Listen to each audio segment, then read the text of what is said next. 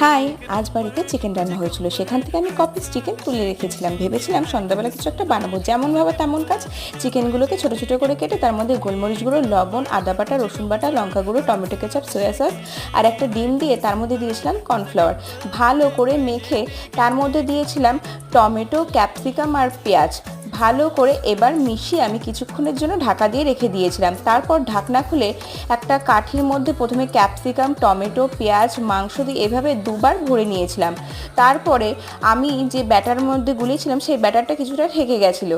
তারপর কড়াইতে তেল দিয়ে ওই ব্যাটারে চুবিয়ে লাল লাল করে ভেজে নিয়েছিলাম চিকেন শাটে। তারপর ভাজা হয়ে গেলে নামিয়ে নিয়ে সেই কড়াইতে অল্প একটু তেলের মধ্যে দিয়েছিলাম রসুন কুচি আর টমেটো কেচাপ। ভালো করে সসটাকে বানিয়ে তার মধ্যে এক এক করে চিকেন শাটেগুলোকে আমি ডুবিয়ে নিয়েছিলাম। তারপরে প্লেটে নামিয়ে ডেকোরেশন করে গরম গরম পরিবেশন করেছিলাম চিকেন শাটে। বাই।